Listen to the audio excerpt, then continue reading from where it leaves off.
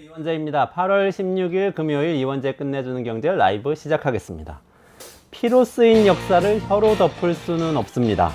이종찬 광복회장이 광복회와 독립운동단체들끼리 했던 79주년 광복절 기념행사에서 이렇게 얘기를 했습니다. 이번에 정부하고 따로 광복회 등등의 이 독립운동단체들이 행사를 치렀죠. 그래서 두쪽난 광복절이라고 불리기도 했는데요. 윤석열 대통령이 독립기념관장 포함해서 역사 관련 기관 8곳 중에서 6곳을 뉴라이트 인사로 채웠다. 이런 이야기도 나오는데요. 반역사적이다. 이런 비판하면서 이 단체들이 따로 행사를 한 겁니다. 아니나 다를까 윤 대통령은 광복절 경축사 정부 공식 행사에서 일본에 대해서 한마디도 하지 않았습니다. 그리고 갑자기 북한 흡수 통일 독트린을 내놨습니다. 사실 이 통일에 관련된 정책은요, 보수나 진보나 같이 오랫동안 우리나라에서 여러 토론을 하면서 합의를 거쳐서 만들어낸 원칙이 있습니다. 상호 존중 그리고 평화 공존, 이게 원칙인데요. 이런 역대 정부의 통일 정책을 완전히 역주행하는 독트린을 갑자기 내놓아서 또 깜짝 놀라게 했는데요. 박정희의 7.4 공동선언, 노태우의 남북기본합의서, 김영삼의 민족공동체 통일 방안, 모두 다 보수 정당에서 나온 대통령들이죠. 이 방안을 모두 뒤엎는 방안이 나온 겁니다. 사실 역대 대통령들은 당선이 되고 나면 2년보다 국익을 앞세우려는 모습을 그래도 조금이라도 보였었습니다. 반일일 것 같던 김대중 전 대통령은 일본 문화 콘텐츠 개방했었습니다. 그 전까지 우리 일본 만화 보는 거 불법이었잖아요. 근데 김대중 대통령이 개방하면서 일본 만화, 일본 영화 볼 수 있게 됐단 말이죠. 놀라운 일이었습니다. 오부치하고 공동선언도 하고요. 근데 반미 갔던 노무현 대통령은 또 어땠냐? 미국하고 자유무역 협정을 맺었습니다. 참 신기하죠? 국익이 될 것 같으면 어쨌든 대통령은 추진을 해왔던 겁니다. 반대 진영에서 주장했던 것이라도. 친재벌 같았던 대통령이 누구였죠? 네, 이명박 전 대통령입니다. 이분은 골목 상권 보호하려고 대형마트 규제를 도입한 분이세요. 여러분 잘 기억 못하시죠? 바로 이분이 그런 어떻게 보면 반시장적, 반재벌적인 규제 정책을 하기도 했었습니다. 반대 진영의 얘기를 받아들인 거죠. 당선되고 나서 점점 더 이념적 극단주의로 치닫는 대통령은 처음이 아닐까 이런 생각이 듭니다. 네, 다른 건 다 차치하고라도 경제가 걱정입니다. 한번 무너지면 다시 일으켜 세우기 굉장히 어렵거든요. 이념에 대한 얘기는 극단적 얘기를 해도 5년짜리 대통령이 많이 바꿀 수는 없을 수 있습니다. 하지만 그 사이에 잃어버린 것들이 정말 걱정이고 그 중에 하나가 경제가 되지 않을까 너무 걱정됩니다. 네, 오늘 방송 소개해드리겠습니다. 김준일 평론가, 윤영중 대표 나올 거고요. 윤석열 대통령, 한동훈 대표, 이재명 대표, 조국 대표 각각 금투세에 대해서 이야기를 내놓고 있습니다. 이게 도대체 무슨 얘기인지, 왜 갑자기 금투세가 이렇게 정치권의 핫 이슈가 됐는지 살펴보고요.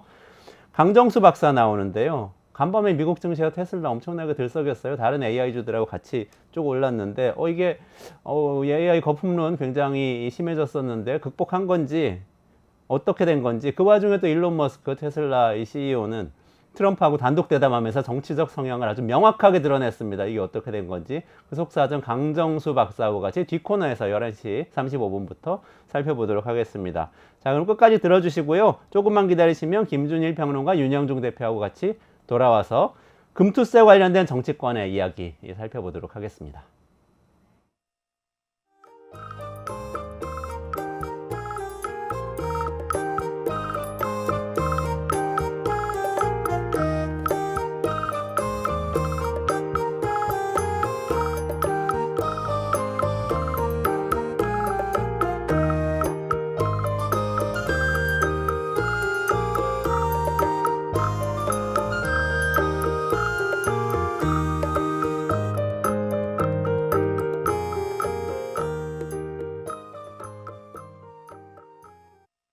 윤석열 대통령은 일본이 발견한 완벽한 공범. 이 사안의 본질은 뭐냐면 과거사에 대해서 감추면 안 되는 거예요. 타일에 대한 증오라든지 아니면 역사를 왜곡한다든지 진실에서 벗어난다든지 이런 걸 해서는 안 된다는 것이 유네스코의 기본 이념이거든요. 이것에 대해서 한국 정부나 일본 정부가 역사를 왜곡하려고 하고 있고, 윤석열 정부가 앞장서 가지고 이것을 지지하고 오히려 한국이 나서 가지고 일본의 역사 왜곡을 조장하고 있다. 이것은 잘못된 공범이다라는 정도까지 지적을 한 거거든요. 국가라는 건 왜 있습니까? 국민이 지금까지 국가를 지키는 과정에서 당해온 많은 피해들 그걸 기억하고 추모하고 두 번 다시 그런 일이 없도록 하는 것이 국가 아닌가요? 국가가 가진 기본적인 정체성에 대해서 완전히 다 포기한 겁니다. 이건 뭐 보수도 아니고 민족도 아니고 아무것도 아니에요. 자기가 가지고 있는 장점을 발현을 시켜가지고 인류에 이바지한다든지 인류 공영에 기여한다든지 하는 것이 그것이 보수인데 자기의 장점도 포기하고 남이 가진 단점, 문제점을 오히려 조장하고 있는 상태니까 돌플로밋이라는 글로벌한 이건 외교 잡지에서 윤 정부야말로 일본의 역사의 그 공범이다라고까지 지적을 한 겁니다. 이건 그러니까요. 부끄러운 일입니다.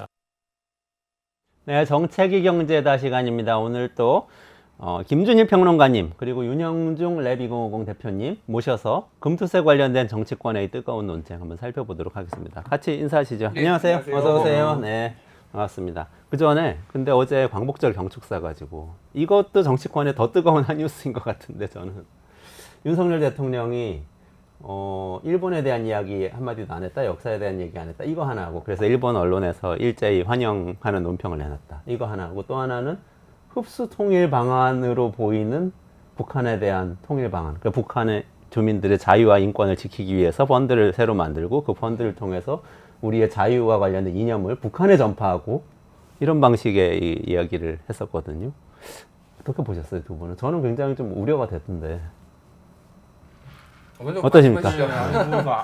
요즘 워낙 악재가 많잖아요. 특히 독립기념관장의 문제로, 김영석 독립기념관장의 문제로 워낙 악재가 많은 상황이다 보니까 그냥 뭐 이제 그 악재를 막으려면 진짜 아무 말이나 하는 거 아닌가라는 그런 생각까지 좀 들었고요.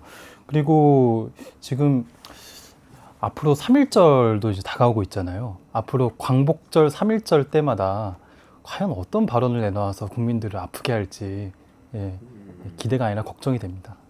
근데 이게 좀 정책적으로도 좀 굉장히 파격적이라기보다 너무 돌발적이란 문제가 있는 거 아니에요? 특히 흡수통일론 같은 경우에는?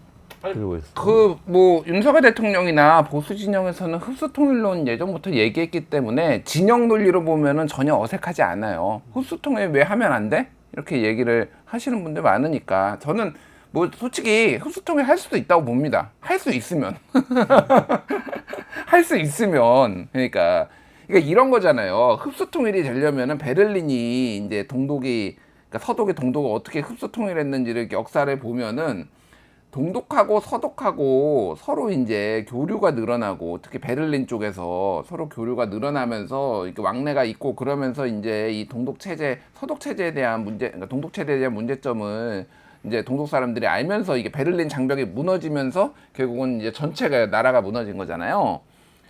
그러면은 제가 이제 이 보면서 이제 황당하게 느꼈다는 그런 거잖아요. 이제 자유를 강조를 해서 북한의 인권 문제를 제기를 하고 그래가지고 국제사회 자유연대를 해가지고 북한한테 우리의 이런 얘기들을 남한의 소식을 전달을 해가지고 그래서 북한 사람들이 이거를 깨닫고 일어나게 해가지고 흡수통일이라는 얘기는 안 했지만 내부 봉기를 일으키든 뭐가 돼가지고 이거를 통일하겠다라는 거잖아요. 어떻게 하나요? 그러니까 왕래를 해야지. 지금도 이제 뭐 한국 한류 문화 이런 거 보는 사람은 다 알아서 아름아름 본다라는 거 아니에요. 한데 이 사람들이 어쨌든 이 체제 안에서 완벽하게 갇혀 있고 소위 말해서 가스라이팅 돼 있는 것도 있고 뭔가 이게 움직일 여지가 있어야지 그러는데 그러면 대북전단 보면은 갑자기 분기탱천해가지고 자 김정은 정권에 그러면 전복합시다 이렇게 됩니까? 그러니까 방법론 자체가 황당무계한 거예요. 그러니까 북한에다가 그러면 지금 한다라는 게 결국은 북한하고 왕래도 없고 이거 다 끊어지고 무슨 대북 대화협의체 한다고 하지만 그 북한이 미쳤다고 받을까요? 그러면 할 수 있는 거는 이제 선전물 대북 삐라 뿌리는 거하고 그거밖에 없어요. 이제 확성기 그런 거 가지고 사람들이 거긴 내부 결속만 더 다져져요. 그렇게 되면 그러니까 이런 거예요. 지금 여야가 치열하게 싸우고 있잖아요. 역대 최고로 부딪히고 있잖아요.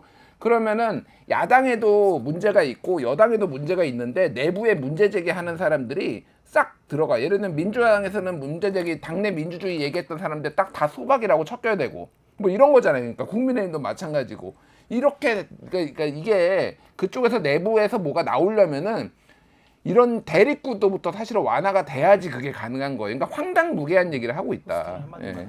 네, 저는 윤석열 정권 자꾸 보면서 이 같은 보수 정권 중에서도 이명박 박근혜 정부의 좀 하위 버전이다라고 계속 느껴지거든요. 근데 그 당시에도 물론 안보를 다뤘던 사람은 좀 같은 사람이죠. 지금도 실세 라고 불리는 안보실의 1차장 김태호 1차장이 MB 정부 때도 안보 담당이었는데 그래도 그때는 상당히 그때도 욕을 많이 먹었거든요. 그때 대표적인 대북 정책 혹시 제목 기억하시나요? 대표적인 대북 정책 이름이 비핵 개방 3천이었죠. 네, 맞습니다. 아주 정확하게 기억하시네요. 비핵 개방 3천이 국제사회에서는 상당히 약간 비웃음을 당했습니다. 왜냐면은 비핵 개방이 그냥 이런 거잖아요. 너네들 무장을 풀고 그리고 문을 열면은 우리가 소득 3,000불 만들어줄게 이거예요. 네. 그러니까 그걸 달성하기 위해서도 그 말을 하면 안 되는 거였어요. 그러니까 비핵 개방 3천이 아니라 조금 더 그 추상적이고 모호한 말로 햇볕 정책이라느니 포용 정책이라느니 이런 표현으로 그 같은 목적을 달성해야죠. 말 그대로 흡수 통일을 진짜 하고 싶으면은 흡수 통일을 언급하면 안 됩니다. 이거는 100길 들고 나오면 돈을 주겠다 이렇게 말하면은 맞아. 자존심하면서 100길은 더 안 들게 누가 된다는 100개 들겠어요. 이건 바보 같은 전략인 거죠. 그러니까 한마디로 할 생각이 없다는 거예요. 네. 할 생각 없는 걸 광복절 경축사로 했다. 두 분의 공통된 의견이시죠. 왜 그러냐면은 이게 이런 국내 정치적 맥락을 보면은 지금 친일 논란이 강하게 불거졌잖아요. 그리고 광복회부터 해가지고 모든 독립유공단체가 하나도 안 왔잖아요. 이번에 이게 반쪽이 됐다라고 하는데 반쪽이 아니라 10분의 1쪽입니다. 제가 보기에는 거기에 참석 안 한 인원과 그 단체들 뭐 몇몇을 보죠. 국회의장도 참석 안 하고 야당도 지금 민주당뿐만이 아니라 개혁신당도 그냥 원론적으로 이렇게 허은하 대표와 같지만 악수하면서 이렇게 하면 안 된다고 쓴소리할 정도로 야당 7당 중에 6당이 다 참석 안 하고 광복회부터 해가지고 모든 단체가 하니까 이게 그냥 관습적으로 반쪽이 됐다고 하는데 거의 이거는 10분의 1로 축소된 거예요. 그러니까 이런 적이 한 번도 없습니다. 그러니까 이게 사실은 정치적으로 부담이 되는 거예요. 그러니까 통일론으로 바꿔버리자. 이거는 보수 쪽에서는 또 좋아하는 얘기니까 뭐가 됐든 이런 식으로 이제 아무 말 대잔치를 이제 한 거고 또 이제 못된 버릇 나온 게 지난번 광복절 경축사에는 반국가 세력 얘기를 했어요. 이번에도 거의 뭐라고 했지? 비슷한 얘기하면서 역사를 뭐 왜곡된 역사관이 아니 뭐였죠? 뭐라고 했어? 하여간 뭐 그런 얘기 또 했어요. 그러니까 비슷한 얘기. 그러니까 이거를 그러니까 그런 생각을 하고 있더라도 다른 날 해야 돼요. 광복절은 국민 통합을 한 날이고 광복에 대한 얘기를 하는 거예요. 그리고 일본이라는 단어가 딱 2개 나왔는데 뭐였냐면은 우리가 1인당 국민소득 일본 앞섰다. 한마디. 그리고 수출도 일본하고 격차가 34억 달러? 로 역대 최저다. 최소가 됐다. 그러니까 우리도 수출 많이 하고 있어요. 일본만큼. 그러니까 우리의 국격이 올라갔어. 이 얘기 일본이라는 단어가 딱 2번 들어갔습니다. 이게 정상인가요? 이게? 북한이 34번 들어가고 자유가 50번 들어갔는데 그러니까 그냥 제가 보기에는 이거는 이념을 떠나서 뭐 진영을 떠나서 그냥 최악이다. 최악이라고 보면 될 것 같아요. 예. 그러니까 반일 정서 때문에 핀치에 몰린 윤석열 대통령이 이 북한 관련된 의제를 꺼냄으로써 보수 세력 결집을 한번 국내 정치적으로 해보려고 했던 그런 수사에 불과하다 이렇게 평가를 그리고 최근에 하시는 이제 거네요. 이명박 대통령 만난다고 했고 그리고 유경수 여사 지금 서거 50쪽인가 뭐 여기에 뭐 간다고 하고 뭐 이런 거잖아요. 그러니까 지금 이번에 사면도 8.15 때 다 풀어줬잖아요. 그러니까 이명박 때 원세훈 국정원장부터 해가지고 박근혜 때 국정농단부터 해가지고 다 풀어줬잖아요. 그러니까 사실은 이제는 친이 친박할 거 없이 모든 보수 세력은 다 모여. 이게 그러니까 정권에 대한 위기감이에요. 그러니까 이거 잘못하다가는 탄핵되겠다. 이건 굉장히 위기감을 느끼는 거고. 그래서 김용현 경호처장을 국방부 장관으로 보낸 것도 야권 일각에서는 야 이거 이제 탄핵 위기 몰리면은 계엄하려고 자기 믿을 수 있는 사람 보낸 거 아니야 이런 얘기까지 나와. 충암고 지금 하나회 같이 다 충암고 출신인데 군 요직에다 다 붙이고 이제 방첩사가 이제 옛날에 보안사, 기무사, 방첩사 이게 같은 거거든요. 옛날 전두환이 했던 게 이제 보안사인데 여기가 모든 국내 정보가 다 들어가는 거거든요. 거기에다가 이제 37이라고 777 부대라는 거는 북한 도감청 하는 데예요. 그런 거 하는 데인데 그런 정보들 하는 게 굉장히 중요하거든요. 군대는 이게 다 충암고예요, 전부 다. 그러니까 막 이런 식의 인사들이 막 측근 인사들하고 보수 세력 결집시키고 갈라치기 하고 이게 다 일련의 큰 흐름이라고 보면 될 것 같아요. 그러니까. 네. 근데 국방부 장관으로 측근 보낸 게 그런 의미가 있다는 거는 저는 처음 들었는데 많이 나옵니다. 검색하시면 신빙성이 있어요? 아 그럼요. 아니 그러니까 그 신빙성이 있다라는 건 뭐냐면은 그런 해석까지 나오는 거예요. 김용현이 신원식이 지난해 10월달에 국방부 장관이 됐고요. 그리고 저기 장호진이 지금 올해 들어서 올해 1월인가? 그러니까 안보실장이 됐어요. 그러니까 지금 김용현 경호처장이 국방부 장관 들어가고 신원식 국방부 장관이 안보실장으로 가고 안보실장 장호진 안보실장은 이제 특보로 가거든요. 외교안보 특보로 헨리 키신저 같은 역할을 맡긴다고 그러는데 그런 역할을 하려면 안보실장을 해야죠. 왜 엉뚱한 데를 보냅니까? 그러니까 김용현이 국방부 장관을 평소에 하고 싶다라고 했어요. 측근, 경호처장이고 온갖 비리는 다 알고 있어. 이 사람이 최측근이야. 근데 하고 싶다고 하니까 보내버리고 신원식도 밀려난 건데 안보실장으로 일단 안 치고 이런 겁니다. 그래서 뭐 이런 인사의 이제 맥락이 있고 왜 보냈느냐? 그러면 김용현의 소원 수리를 들어준 것도 있지만은 지금 국방부를 완벽하게 장악하려고 한다. 지금 군을 뭐 이런 얘기들이 이제 해석들이 나오는 겁니다. 그렇군요. 걱정이네요. 이 정권 안보에 뭐 본격적으로 돌입했다 이런 생각이 좀 드는데요. 자, 화제를 좀 바꿔봐서 오늘의 본 주제인 금투세 얘기로. 금투세 얘기도 좀 비슷한 맥락이 있는 것 같네요. 윤석열 대통령이 굉장히 강력하게 이전에 대선 때와는 또 좀 다르게 지난번에 한번 지적을 해주셨습니다만 윤 대표님이 다르게 금투세 폐지를 강력하게 들고 나왔고 지금 정부는 그 방향으로 추진을 지금 공식적으로 하고 있는 거죠. 그 와중에 정치 세력들이 한동훈 대표, 이재명 대표, 조국 대표가 다 각기 다른 입장을 내놓고 지금 논쟁이 뜨거워지고 있네요. 두 분 어떻게 보시고 계세요? 총평을 좀 해주시죠. 일단 저는 지난주에 이제 윤영주 대표님이 안 오셔서 제가 좀 혼자 많이 얘기를 했잖아요. 혼자 떠들었어서 오늘은 대부분 윤영주 대표님이 좀 상대적으로 말씀을 많이 하시고 제가 뭐 제 의견을 조금 더 붙이고 이런 식으로 하면 좋을 것 같고요. 정치적 해석을 많이 해주세요. 예, 정치적 해석을 많이 하면 될 것 같습니다. 이거는 그러니까 각 정당별로 본인이 지향하는 바를 좀 정확하게 드러내기 위해서 그래서 지금 전선이 여러모로 생겼다 저는 이렇게 봅니다. 그러니까 조국혁신당이 또 뒤늦게 참전한 이유도 여러 가지 이유가 있는 거죠. 그러니까 조국혁신당 같은 경우에 좀 뒤에 설명드리겠지만은 지금 이거는 보궐선거랑도 관련이 있어요. 자, 입장을 먼저 정리하자면 조국혁신당은 현행대로 시행해야 된다. 시행해야 된다. 시행해야 된다고. 예. 민주당은 약간 지금 이재명 대표의 민주당의 당론이 약간 다르게. 민주당의 이재명의 민주당은 폐지는 아니고요. 이제 보완이나 유예 쪽에 이제 방점이 찍혀 있다 보면 될 것 같고 민주당의 기재위원들이나 진성준 정책위의장은 여전히 시행 그대로 시행 쪽에 좀 더 이제 무게가 찍혀 있는데 이거는 이제 8월 18일 이후로 이번 주 일요일 이후로 이제 당 대표가 되면 어떻게 될지 조정을 할지를 보면 될 것 같고 국민의힘은 폐지예요. 네. 뭐 이거는 완전 폐지는 당정이 똑같습니다. 그러니까 뭐 여기에서 이제 좀 선명하게 보이죠. 그러니까 이렇게 나름대로. 예. 그러네요. 그러면 각기 이해관계가 있다는 거예요. 그 목소리를 내는. 짧게 그러면 그거는 제가 설명을 하고 이제 유영희 대표님 하면 될 것 같은데 일단 조국혁신당이 뒤늦게 참전을 했어요. 그러니까 사실 이거에 대해서 당론이 없다가 이거 안 된다 얘기를 하면서 이제 참전을 했는데 조국혁신당은 민주당하고 색깔이 같다라는 것에 대해서 차이가 뭐냐라고 해서 설명을 해야 돼요.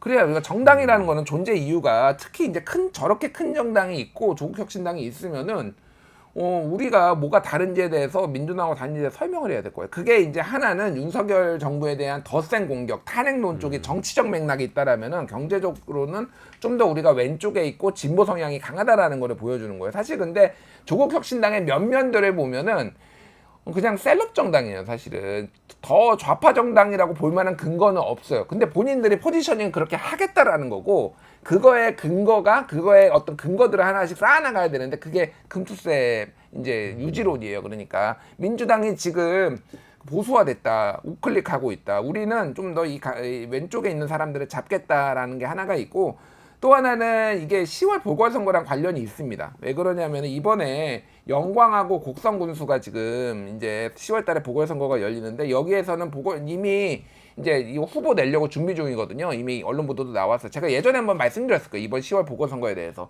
그러면은 붙어야 되잖아요. 호남에서. 그러면은 지난번에 총선 때는 조국혁신당이 상당히 돌풍을 일으켜가지고 비례 그 퍼센테이지는 43이라서 더불어민주연합의 37보다 6%포인트를 더 얻었거든요. 근데 지금 떨어졌어요, 인기가. 조국혁신당 인기가 많이. 정당 지지율은 물론 이제 그때도 뭐 많이 차이가 났지만은. 그러면은 본인의 존재감을 늘어내야 되고, 호남 쪽에 사실은 이 주식 투자는 상대적으로 대도시의 젊은 세대들의 관심이 있는 거지, 고령층의 농촌 쪽에서는 특별히 관심이 있는 게 아니에요. 그러니까 곡성이나 영광에서 무슨 이게 관심이 있겠습니까? 그러니까 이거는 세게 붙어볼 만하다. 조국혁신당은 이제 그렇게 보는 게 있는 것 같고, 민주당은 이제 윤영중 대표님이 훨씬 더 잘 얘기를 해주실 것 같아요. 이제 왜 저러고 있는지. 그리고 이제 국민의힘은 똑같아요, 그냥. 예, 이거는 이견이 있는 분이 있기는 하더라고요, 약간. 근데 굳이 얘기를 해가지고 내가 이거를 소신을 얘기를 해가지고 본인도 그러면 정치적 이득이 있어야 될 거 아니에요. 뭐 이를테면 예를 들면은 김경수 사면 반대 하면은 막 보수층에 어필을 한다든지 막 이런 게 있어야 되잖아요. 그럴 이득이 없어요 지금. 그 이제 개별 의원들이 얘기를 하기에는 그러니까 그냥 그대로 간다 이렇게 보면 될 것 같습니다. 정당별로. 예. 윤 대표님 그 지금 세 정당의 네. 다른 입장을 갖고 있는 걸 김준일 대표님 설명해 주셨는데 네. 그 중에 유예하고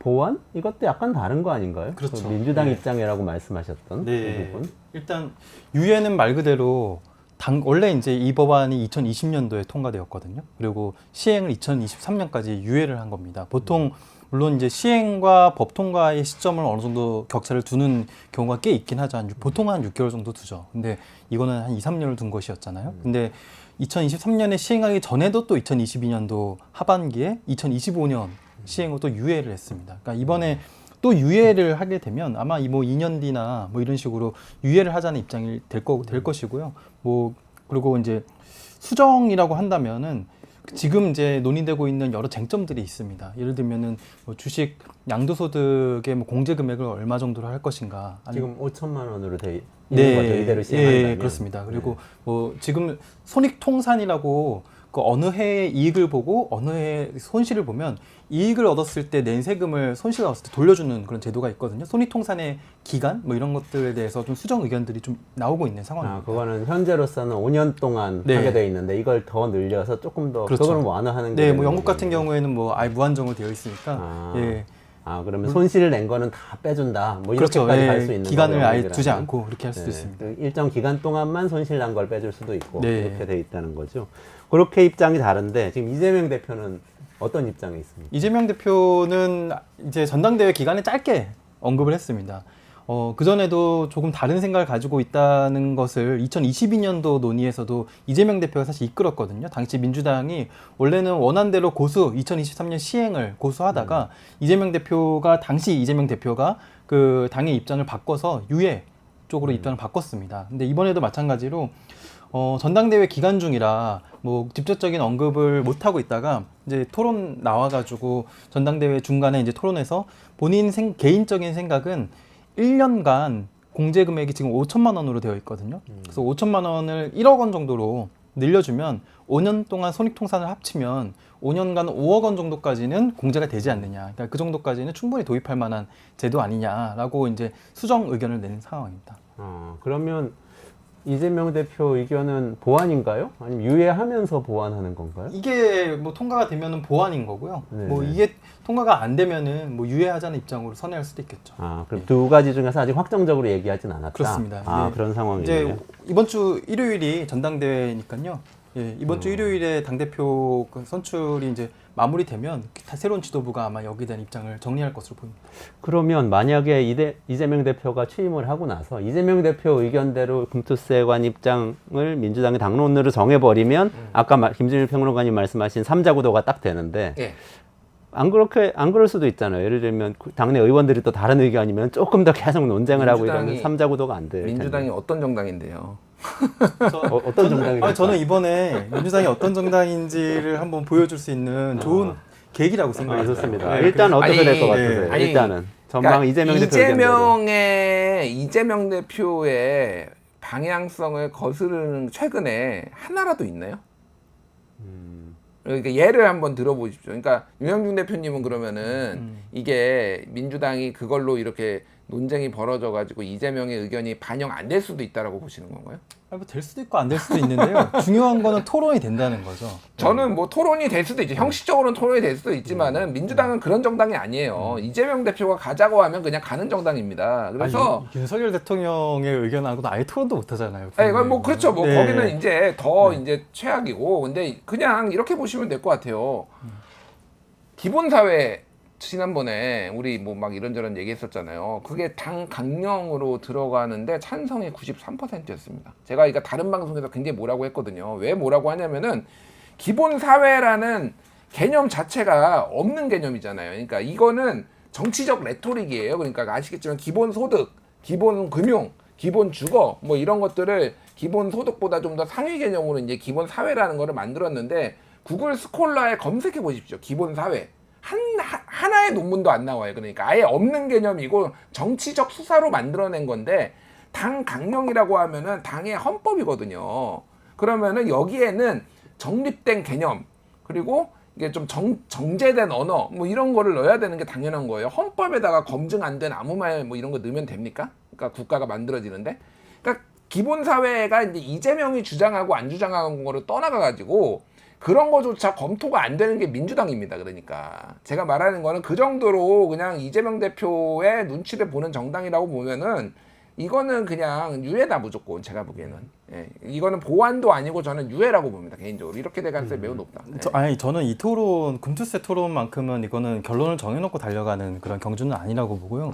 사실 다른 정책도 마찬가지겠지만 금투세 같이 예민한 사안을 정당이 어떤 식으로 여론을 수렴하고 토론하느냐 굉장히 중요한 그런 과정이라고 생각을 합니다. 그래서 이게 결론이 어떻게 나오든 간에 그 결론이 나온 결과를 가지고 결국에는 이거 이재명의 그 입장과 같기 때문에 그동안의 토론이 마치 뭐 정해놓은 답안이 있었던 거나 다름없다라고 보는 거는 조금 좀 과한 해석이다라고 좀 보여지고요. 토론이 있을 것이다. 예, 근데 예. 지난주에 김준일 평론가님 확인을 해주신 게 금투세 원안대로 시행해야 한다. 이렇게 입장을 말씀해 주셨는데 저는 제 입장 그래, 예, 김준일 평론가님 입장이시고 유영용 대표님 저는 유해나 수정의 입장을 유엔에서 가지고 있습니다. 그러면은 이 두 분이 갖고 있는 입장이 네. 야권 내의 이 토론이에요. 두 분이 그렇죠. 토론하시면 야권 내 토론 되거든요. 진성준 의장, 이소영 의원. 아, 뭐 지금부터 이소영 의원 급이 조금 낮은데 그 이재명 대표 하시면 안 돼요. 이재명 대표 하시고 이쪽 조국 대표 하시죠.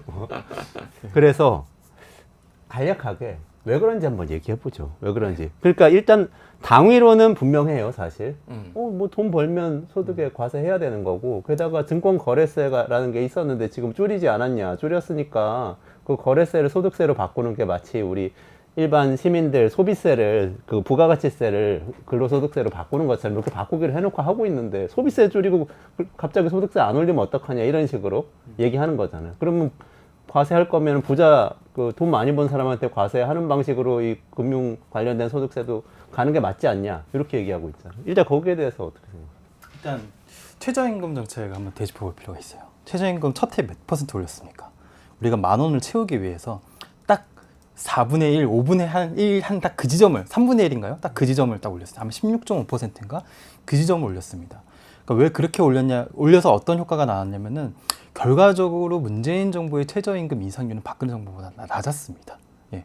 그러니까 처음에 센 정책을 냈기 때문에 그 정책 동력을 유지를 시키지 못하는 것이죠. 종부세도 마찬가지예요. 금투세도 마찬가지로 소득이 있는 곳에 과세 있다?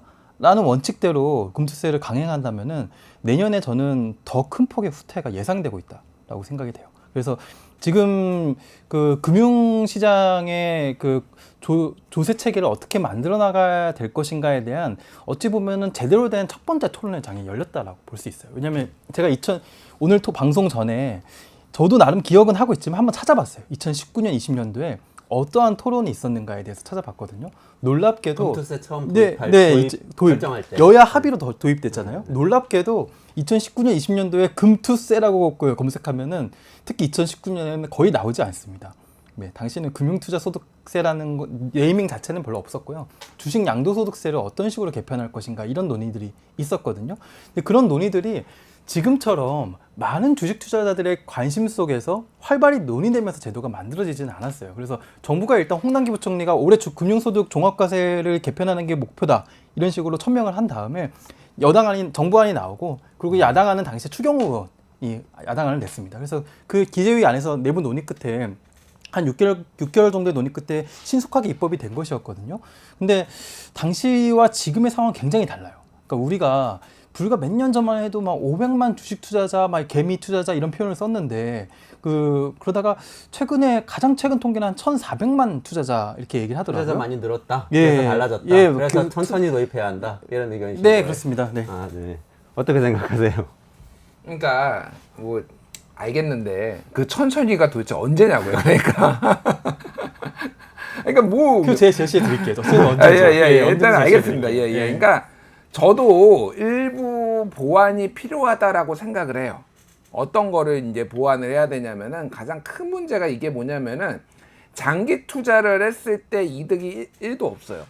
무슨 얘기냐면은 자, 이게 1년 있다가 만약에 이렇게 내가 판매를 해요. 뭐 이제 팔거나 판매를 해요. 뭐 이제 ETF나 뭐 이런 거를. 그리고 5년 있다가 해요. 그러면은 이거를 연도에 따라서 뭔가 n분의 1을 해주거나 뭐 이런 게 아니라 여기에서 얻는 이득이 환매를 한 순간 그 시점에 얻는 이득이거든요. 이게 5년 있으면은 만약에 크게 폭락장이 아니라 5년 동안 조금 안정적이라고 하면은 살짝 우상향으로 간다라고 하면은 여기에서 얻은 이득이 더 클 거 아니에요.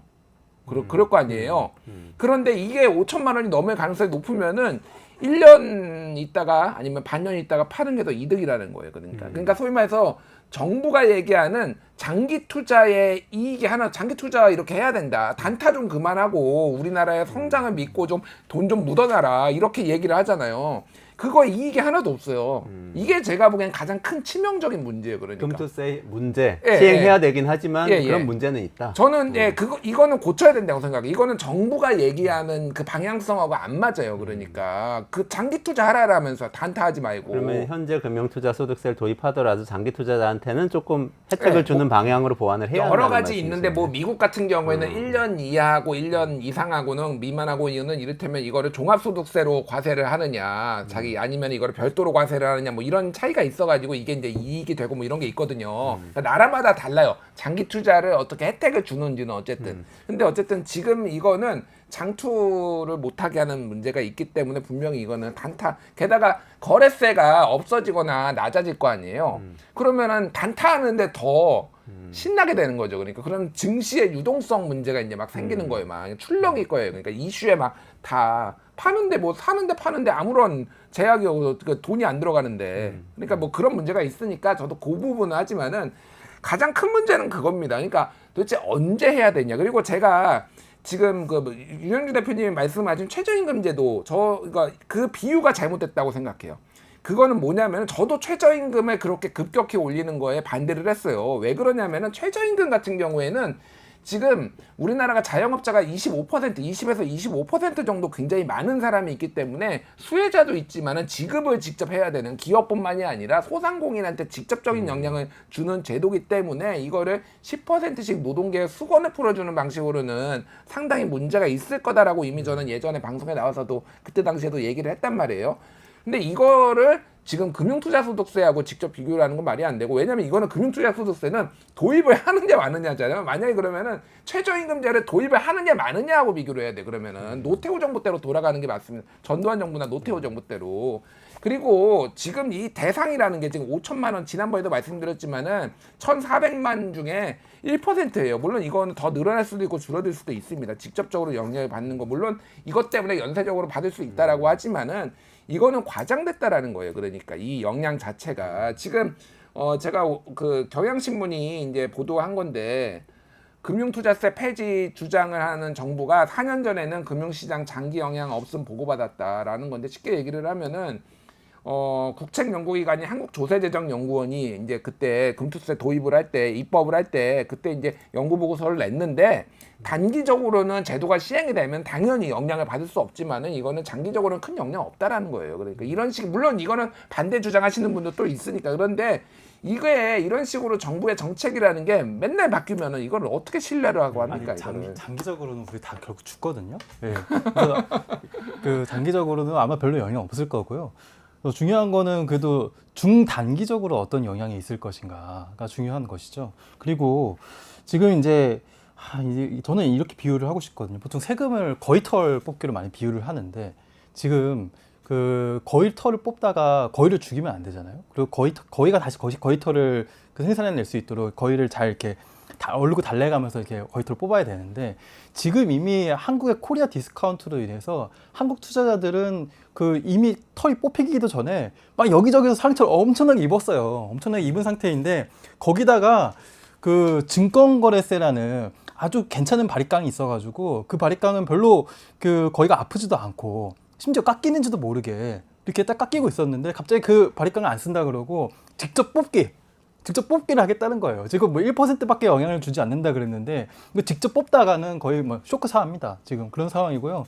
그러면은 아마 내년에는 이런 상황이 펼쳐질 거예요. 그게 그 직접 과세 대상은 1%라고 하지만 주가가 떨어질 때마다 떨어질 때마다 아마 이제 많은 사람들이 그 이유를 그게 이제 합리적이든 합리적이지 않든 간에 금투세 도입 때문에 지금 주가가 이렇게 떨어졌다라고 생각을 하게 마련이고요. 아마 그런 얘기를 내 친구가 또 같이 뭐 술자리에서 만난 친구가 아니면 동료가 이렇게 얘기를 하게 되면서 아 내가 안 그래도 지금 주가 떨어져가지고 지금 이 지경인데 알았어 오늘 내가 내 밥 살게. 그러면 밥 사는 사람 입장에서도 뭐 친구끼리 밥 사고 좋을 수도 있지만 서로 기분이 안 좋은 정서를 계속 공유하는 거잖아요. 그래서 지금의 여론조사 같은 경우에는 아마 내년에 상당히 바뀔 가능성이 있다라고 보여지고요. 그리고 조세 원칙 이거 하나만 더 말씀드릴게요. 잠깐만요. 우리 토론을 45분까지만 할게요. 근데 지금 논점이 몇 가지 나왔으니까 네. 말씀하시고 정리를 할 텐데 일단은 아까 처음에 1,400만이 분노할 거다 그랬는데 1%밖에 안 된다. 김준일 평론가님 분노하시는 그러셨고. 분들은 더 많죠. 근데 당연히. 다시 와가지고 그럼에도 불구하고 주가가 거위털 뽑으면 주가가 떨어질 거니까 다 분노한다 그랬는데 뭐라고 하셨냐면 그러면 거위털 끝까지 안 뽑을 거냐 그 폐지하자는 얘기하고 같은 거다라고 얘기하신 거예요. 김준일 평론가님 그건 어떻게 생각하세요? 아, 그러니까요. 이게 우리가 금융투자소득세를 도입하는 게 이렇게 따져볼 필요가 있습니다. 증세일까요? 감세일까요? 금융투자소득세는 증세일까요? 감세일까요? 김준일 대표님 한번 잘 여쭤보고 싶어요. 단기적으로는 뭐 똔똔, 단기적으로는 똔똔, 장기적으로는 이제 설계를 어떻게 하고 제도를 보완하느냐에 따라서 증세, 뭐 이렇게 보면 돼요. 그러니까 우리가 새로운 세제를 도입하는 것은 사실 이제 조세 원칙에 부합하는 측면도 있지만 사실 증세의 목적도 있는 겁니다. 그런데 놀랍게도 금융투자소득세는 증세가 아니라 감세예요. 왜냐하면은 우리가 2019년부터 증권거래세를 인하해 오기 시작했거든요.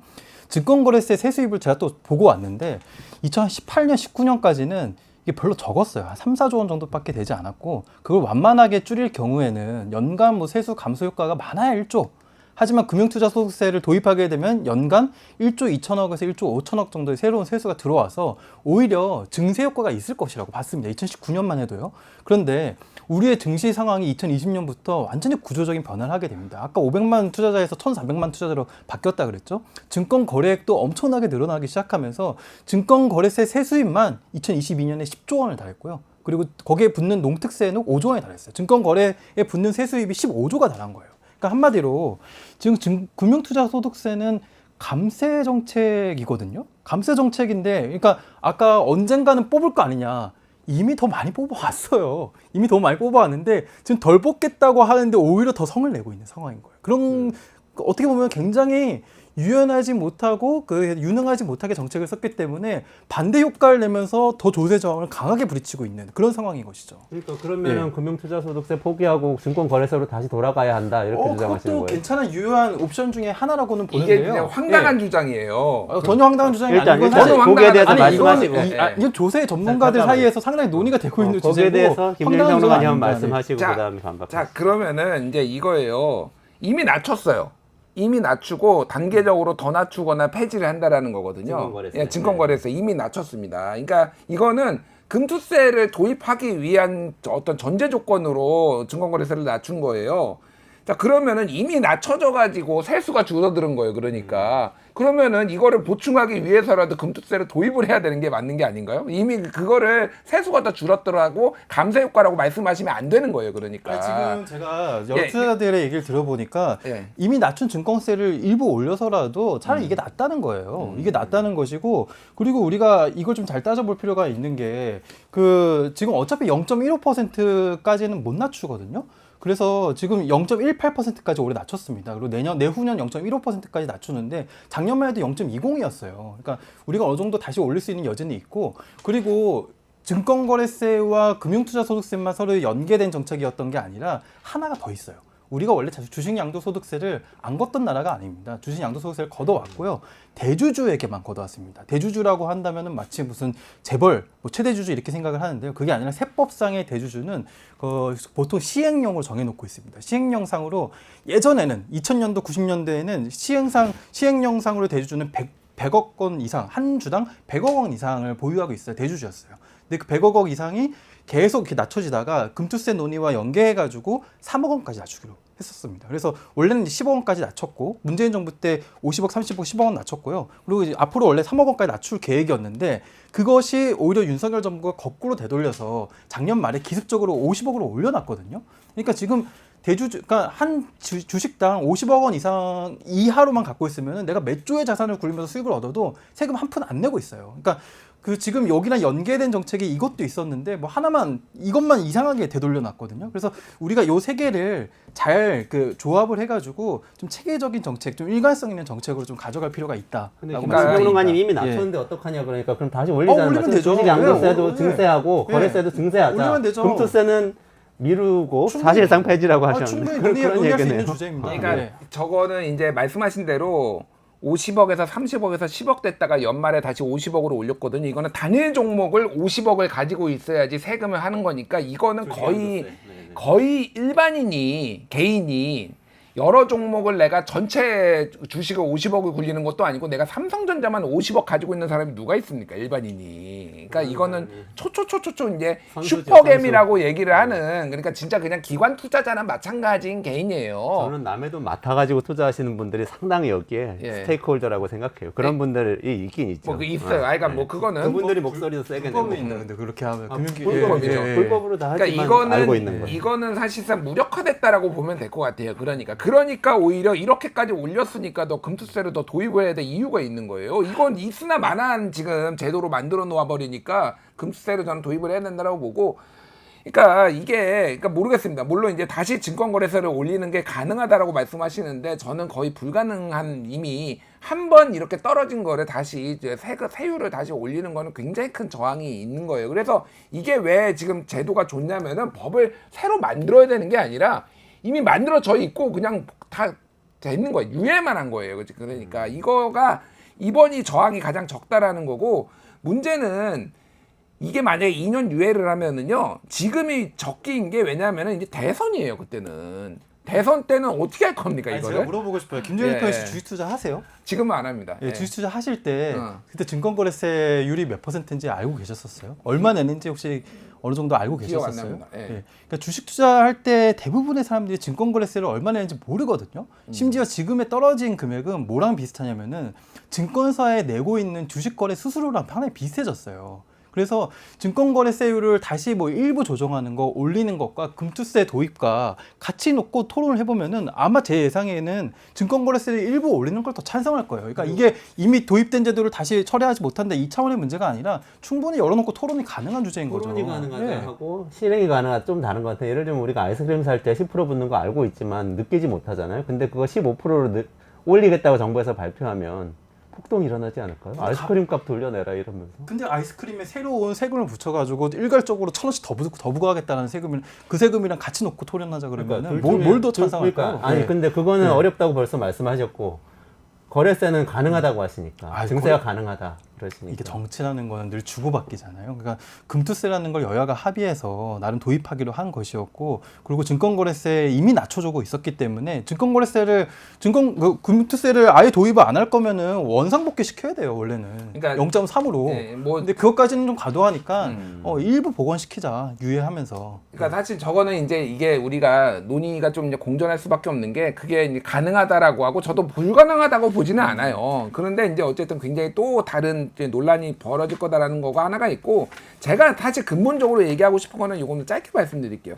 정말로 코리아 디스카운트 이게 그 금융투자 소득세 때문에 생긴 건가요? 그건 거짓말인 것 저도 같아요. 그렇게 아무리 생각해도. 예, 아니 그러면은 제가 가장 얘기하고 싶은 거는 기업 경쟁력이지. 민주당이 이게 본인들의 정당의 정책 어떤 스탠스나 정략적으로도 뭘 얘기를 해야 되냐면은 국민의힘이 아픈 거를 얘기를 해야 돼요. 왜 금융투자소득세 이 전장에서 자기들이 싸우냐고요. 이소영 의원이 얘기했잖아요. 예를 들면 상법부터 개정하고 금투세하는 게 맞다라고 하면은 국힘에서 죽어도 못하는 게 상법 개정안입니다.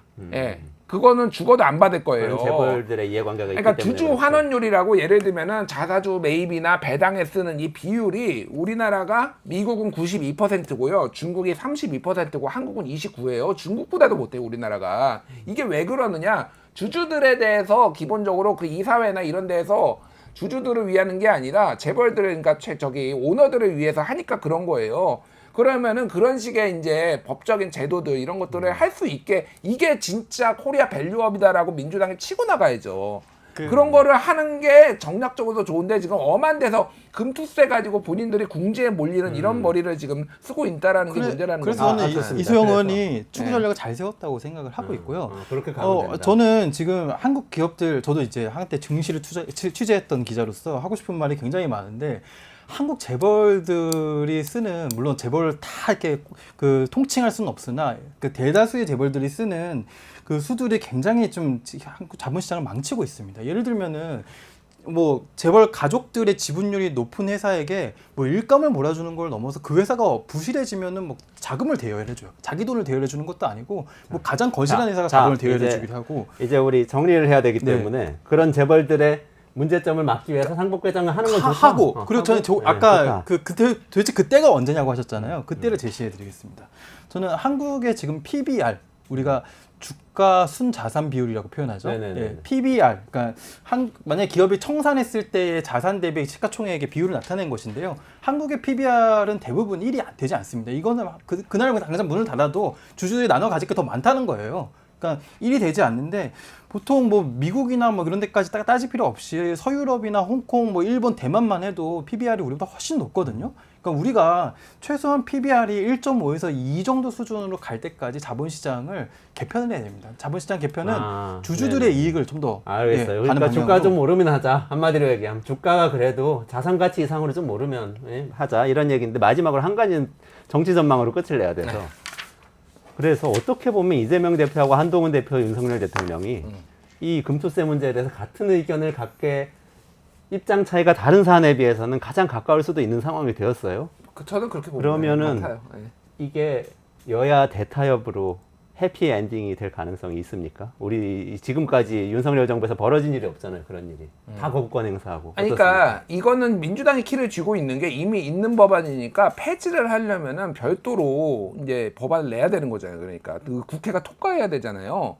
그러니까 사실은 이게 뭐 대화합 협치는 불가능하고요. 이미 전쟁 상황인데 이런 거 하나 의견 맞는다고 뭐가 되겠습니까? 하냐면은 어쨌든 민주당 입장에서는 골치 아픈 상황이 된 거예요. 왜냐하면은 이거를 예전에 저거랑 똑같아요. 준연동형 비례대표. 준연동형 비례대표제가 이미 시행이 되고 있으니 이거를 바꾸려면은 법을 바꿔야 되는 거예요. 다시 병립형으로 돌아가려면. 이것도 마찬가지예요. 그러니까 사실은 냅두면 가장 편한 건데, 어쨌든 지금 거의 이재명의 그런 스탠스가 그렇게 된 거니 우리가 폐지는 못 받겠어. 일단은 유예를 하겠어. 이런 식으로 저는 나올 것 같고, 정도로. 국힘에서는 폐지하라라고 하지만은 할 수 있는 건 없고, 그냥 이런 식으로 협치가 아니라 서로의 입장 차이만 확인을 하면서 이렇게 유예로 마무리될 것 같다. 유예로 마무리될 것 같아요. 저는 이게 그 전망도 해주시고요. 네, 그 전망만 저는 할게요. 윤석열 대통령 7자 증권거래소 폐지 공약이 있었잖아요. 네. 그게 어떻게 됐는지까지 얘기하면서 오늘 일단 마무리를 하고 네, 윤석열 다음 대통령이 주에 2라운드 하시죠. 윤석열 대통령이 이랬다가 저랬다가 이렇게 하고 있습니다. 원래 처음에 증권거래세 폐지를 주장했다가 다시 주식양도소득세 폐지를 이제 주장했었죠. 지금은 뭐예요? 지금은 정부 입장은 증권거래세는 그 0.15%까지 낮아지는 로드맵을 그대로 시행한다입니다. 0.15까지만 네. 농특세는 없애지 않고. 네, 농특세는 그러면 놔두고. 폐지는 아니네요. 네, 그게 심지어 올해 세법 개정안에도 일절 한 줄 없고요. 하반기 경제정책 방향, 뭐 작년도, 내년도 경제가 일절 없었습니다. 어디에 있었냐면은 올 초에 있었던 민생 토론회 자료가 있더라고요. 거기 한마디 있었고요. 저는 뭐 전망 겸 기대 이렇게 하는데, 더불어민주당이 그 아마 당내 토론이 상당히 있을 거거든요. 당내 토론을 거친 이후에 만약에 입장이 수정이다라고 정해진다면은 정부랑 좋은 딜을 할 수 있는 찬스라고 생각을 합니다. 왜냐면은 지금 계속 거부권만 행사해 왔잖아요. 그래서 정부가 이제 하반기에는 이제 예산안 심사, 또 9월부터 예산안 심사도 해야 되잖아요. 예산안 심사, 또 그 금투세 수정 혹은 폐지 혹은 수정, 정부가 원하는 폐지 혹은 수정을 하기 위해서는 반드시 야당의 협조가 필요합니다. 그래서 이 두 가지 사안을 야당의 협조를 받으시고, 또 야당이 원하는 사안도 최소한 2가지 정도는 들어서 저는 좀 정치적인 대타협을 하는 사례가 되었으면 좋겠습니다. 알겠습니다. 지금까지 금융투자소득세에 대한 야권 내 다양한 스펙트럼의 토론 시뮬레이션이었습니다. 빙의해주신 김준일 평론가님, 윤형중 대표님 감사드리고, 조금만 기다리시면 강정수 박사하고요, 테슬라 이야기, 일론 머스크 얘기로 돌아오겠습니다. 두 분 감사합니다. 수고하셨습니다. 감사합니다.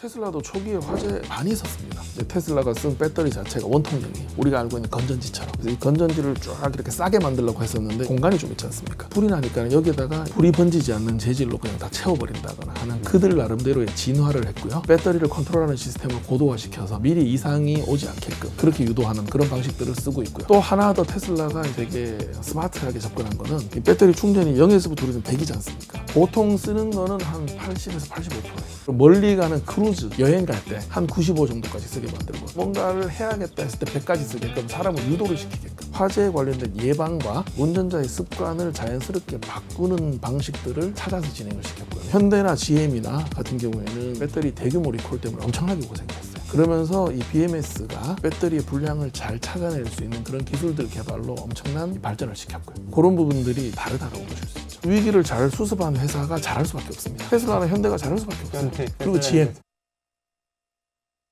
네, 일론 머스크가 트럼프하고 손잡았다는데 도대체 이게 어떻게 되는 건가요? 테슬라에는 어떤 일이 생길까요? 그리고 우리 전기차는 공포증이 확산되고 있는데 이 와중에 테슬라 또 우리 전기차 기업들 어떻게 되고 있을까요? 강정수 박사님 모시고 이 얘기 좀 나눠보겠습니다. 어서 오세요. 안녕하세요. 네. 일단은 우리 그 전기차 공포증이 우리 한국 얘기죠. 그러니까 뭐 네. 글로벌한 건 아니고 지금 굉장히 심한 것 같아요. 인천 청라지구 화재 사건 트리거가 됐는데 제가 보니까 그 전에도 조금 그런 마음들이 있으셨던 것 같아요. 국민들 확 터져 나오는 것 같아요. 어떻게 보고 계세요? 우선은 저는 1차적으로는 정부의 잘못과 정책의 부재, 그 다음에 두 번째는 언론의 잘못이라고 저는 생각하고 있어요. 그래서 우리가 전기차로 왜 가야 되는지는 크게 두 가지에서 얘기할 수가 있습니다. 하나는 여러분 현대 기아차의 실적을 보시면 2023년과 2024년 현재 중간 성적을 보더라도 현대 기아차 창립 이래 가장 좋은 실적을 보이고 있습니다. 그 창립 이래 가장 잘 보이고 있는 실적은 전기차 때문이에요. 그러니까 이미 우리가 긍정하든 부정하든 전 세계는 전기차로 전환을 하고 있어요. 물론 그 트리거는 대단히 정치적인 트리거였어요. 여러분 미세먼지라든지 어떤 지구의 어떤 위기라든지 지구의 온난화라든지 이런 것에 대응하기 위해서 각국 정부에서 내연기관도 하나의 명확한 범인이라고 생각하고 원인이라고 생각하고 내연기관의 아웃 이것을 법제화하기 시작했습니다. 유럽은 2030년에서 물론 2035년으로 연기했고 영국도 2030년에서 35년으로 연기를 했고 유럽은 그렇게 가는 거고요. 미국도 여러분 연방에서는 안 했지만 12개 주에서 법제화를 했어요. 특히 캘리포니아주 같은 경우 대단히 큰 주죠. 여기 같은 경우는 2035년 이후에는 내연기관 판매가 금지되어 있습니다. 그리고 시애틀이 주도인 워싱턴이 2030년이고요. 이렇게 유럽뿐 아니라 미국도 가고 있고 심지어 아시아에서는 태국도 2035년부터는 내연차 판매가 금지예요. 이미 물론 이것들이 또 5년 정도 늦어질 수 있고 근데 이건 뭐냐면 전기차에서 그러니까 내연기관에서 전기차로 가는 것은 정치적 배경에서 이미 결정이 된 거고 산업들이 여기에 맞춰서 속도를 못 내주니까 이것을 좀 연장시켜 주는 것뿐이라는 거예요. 그러니까 한국이 내연기관으로 가든 안 가든 한국은 앞으로 2035년 이후에는 내연기관을 살 수가 없습니다, 여러분. 왜냐하면 내연기관차에는 규모의 경제라는 우리의 법칙이 작동하고 있죠. 100만 대를 생산하다가 갑자기 50만 대를 생산해야 된다면 그렇게 해서 50만 대를 생산하는 게 아니라 50만 대도 생산 못합니다. 그렇죠. 그렇죠. 왜? 그러니까 규모의 경제가 돼줘야 어느 정도 선에 있어. 왜냐하면 고정 비용이 많이 들어가는 산업은 비용이 여기서부터 시작해서 천천히 올라가거든요. 여기에서 이 밑으로 떨어져 버리면 손익분기점 밑으로 떨어져요. 그래서 내연기관은 역사적으로 소멸하는 프로세스를 가고 있다. 그런데 그러면 국민들한테 캠페인을 해줘야 돼요. 지금 유럽에서는 미국에서 설문조사에서 왜 전기차를 사십니까? 1위는 압도적으로 환경을 생각해서예요. 물론 여기 들어가는 에너지도 재생에너지가 돼야 배터리에 충전하는 에너지도 재생에너지가 돼야 친환경적인 것이죠. 여기에 석탄이나 석유나 가스로 만든 에너지를 가지고 배터리를 충전한다. 이거는 궁극적인 친환경은 아닙니다. 하지만 그 과정 속에 지금 에너지 같은 경우도 전환을 하고 있는 거잖아요. 그래서 에너지 산업의 전환과 자동차에서 내연기관에서의 전기차로 전환은 지금 인류가 나아가고 있는 것이고 여기에 맞춰서 시장이 나아가고 있는 거고 요걸 좀 영리하게 읽었던 중국이 먼저 또 치고 나오면서 중국 시장의 재편을 가져가고 있는 거잖아요. 오늘 통계를 보니까 올해 7월 같은 경우에 싱가포르 같은 경우에도 전체 판매량의 39%가 신차의 판매가 전기차예요. 홍콩도 중국 전체는 이제 50% 가까이 됐지만 홍콩 같은 경우도 69%가 되고 있고요. 노르웨이는 말할 것도 없죠. 거긴 90%를 육박하고 있잖아요. 그렇기 때문에 전기차로 가야 돼요. 그런데 가다 보면 모든 기술은 부정적인 효과가 있고 결함이 있습니다. 결함 없는 기술은 없죠. 자동차 처음 나왔을 때 사람들이 다 검은 연기를 뿜어내는 악마라 그랬어요. 왜냐하면 배기가스 뭐 이거 줄여주는 저감 장치가 있었겠어요? 그냥 시커먼 연기 뿜어대면서 갔을 거 아니에요. 그 뒤에 사람들이 다 있었다고 생각해 보세요. 모델 T가 나와서 포드 자동차. 포드 자동차의 1907년이죠. 갑자기 뉴욕시가 이 자동차 도시로 바뀌어 버렸어요. 10년 만에. 그랬더니 모든 건물이 시커매졌어요. 매연 때문에. 매연 때문이죠. 대단히 문제가 있었죠. 이 부분을 해결하려고 노력을 했던 거고, 처음에 자동차가 나왔을 땐 깜빡이 등도 없었고 교통신호도 없었고 횡단보도도 없었어요. 이렇게 많이 다닐 거라고 생각 안 했거든요. 근데 사고가 나잖아요. 사람들이 죽어요, 여러분. 뭐 지금도 1년에 전 세계적으로 100만 명이 넘게 교통사고로 죽어가고 있습니다. 그리고 이 문제를 해결하기 위해서, 교통사고를 해결하기 위해서 나타난 것이 병원의 응급실이에요. 이머전시 룸이 처음부터 생겼던 것이 아니라 교통사고가 빈번하게 발생하자 이 부분을 처리하게 생긴 것이 병원의 응급실이라는 제도가 생긴 거예요. 이 제도를 통해서 해결해 나갔던 거고, 주차장도 그 이후에 만들었던 거고요. 자, 보세요. 화재가 났어요. 뭐 스프링클러가 원인이다, 뭐 이렇게 얘기를 나오는데, 우선 지금 국뽕으로 우선은 배터리를 깔아, 국산인지 중국산인지, 이건 말도 안 되는, 이거는 기술을 해결하려고 하는 것이 아니죠. 감정을 다스리려고 하는 정치적 행위지. 배터리 실명제. 예, 무슨 뭐 중국산이고 나쁘고 한국산이면 좋고 이런 것에 대한 과학적 근거가 있나요? 아니에요. 가장 지금 중요한 거는 노르웨이를 봐야 돼요. 노르웨이를 보면 지금 신차 판매 90몇 %가 이 전기차다 보면은 전기차 충전이 곳곳에서 이루어진다는 거예요. 그러면 어떤 제도를 도입했냐면, 그러니까 미국처럼 이제 레인지 앵사이어티라고 해서 한 번 충전하면 몇 킬로를 가냐 이런 거 초반에 있었지만 이제 그런 문제 대부분 해결되고 있잖아요. 그럼에도 불구하고 미국은 장거리 뛰고 출퇴근하는 사람들이 있으니까 고속도로나 중간에 충전소를 많이 줘요. 지금 한국도 고속도로에 너무 적어서 문제가 되면 많이 주면 되는 거고요. 그건 중요한 문제가 아닌데, 노르웨이에서는 뭘 하냐면 대부분의 충전의 90몇 %는 집과, 그러니까 주거지와, 그러니까 직장에서 이루어집니다. 그러니까 주거지와 직장에서 자동차의 충전은 90%가 이루어져요. 그러면 갑자기 모든 사람들이, 특히 노르웨이 같이 야근 없는 나라에서는 갑자기 퇴근해서 다 한꺼번에 이거 꽂을 거 아니에요. 그럼 난리 나겠죠. 직장에 출근해서 다 같이 막 수천 대가 다 꽂는다고 생각해 보세요. 전기 소요가 확 몰리겠네요. 문제가 되고 이 컨트롤이 안 되면요, 당연하게 불이 일어날 수 있습니다. 그래서 어떻게 했냐면, 우리 게임이라든지 커머스 이라는 서비스를 운영을 되면 로드 밸런싱이라는 게 있어요. 사실 모든 데는 다 로드 밸런싱이 있죠. 로드 밸런싱이 뭐냐면 트래픽을 분산시켜 주는 겁니다. 요 트래픽은 이쪽 서버로, 이 트래픽은 이쪽 서버로. 그래서 충전에도 로드 밸런싱이 있어요. 로드 밸런싱 기계가 아파트 단지라든지 우리 식으로 뛴다라면 직장이 빌딩에 다 있어가지고 자기가 이거를 꽂을 때 뭘 해야 되냐면, 나 퇴근 시간이 몇인지를 찍어야 되고요. 내가 출근 시간이 몇인지를 찍어야 돼요. 그러면 내일 출근할 아침 7시까지 총 200대를 충전시켜야 되면, 이 건물 내에서, 또는 퇴근할 때까지 총 1000대를 충전시켜야 되면은 어떤 것부터 단계적으로 충전시키고, 그리고 얘를 끊어버리고, 아예 전기를 끊어버립니다. 그리고 그 다음에 얘한테로 가가지고 충전시켜주고, 전기 끊고, 그 다음에 얘한테 가서 충전시켜서 모두가 퇴근할 때, 출근할 때 맞춰가지고 전기가 풀로 충전될 수 있도록 만들어준다는 거예요. 그래서 전기를 중앙에서 제어하면서 충전이 완료된 것은 지금 과충전이 문제인 거잖아요, 원인이. 네. 과충전 자체가 일어나지가 않아요. 그럼 이런 기술을 발전시키면 되는 거고, 제도를 도입하면 되는 거죠. 전기차로의 전환이 명확하다라면 지금 국토부에 저는 문제라고 봐요. 이건 뭐 문재인 정부부터 지금까지도 저는 윤석열 정부의 차이가 없다고 생각하거든요. 가면 지금도 법 개정을 해가지고 뭐 좀 몇 프로인지 정확하게 안 나지만 뭐 전체 주차장이 5% 3% 돼요. 전체 주차장이 90% 100%로 가는 게 맞아요. 100% 왜? 언젠가는 갈 건데 왜 소극적으로 합니까?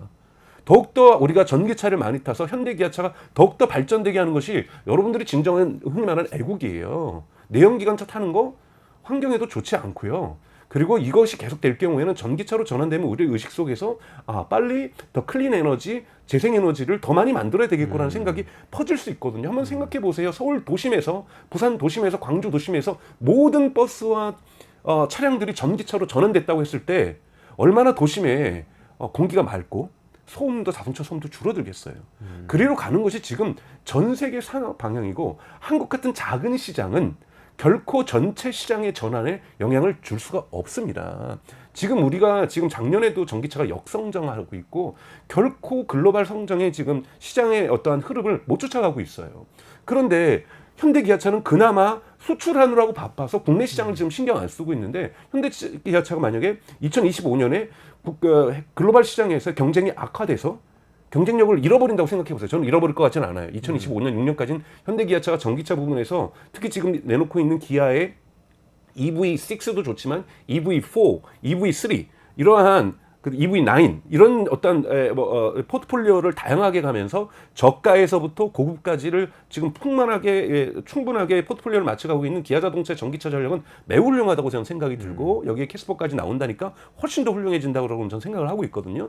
이러한 기업들이 해외에서만 성장하는 것이 아니라 특히 기아하고 현대에게는 가장 결정적인 단점이 있어요. 중국 시장에서 맥을 못 추고 있거든요.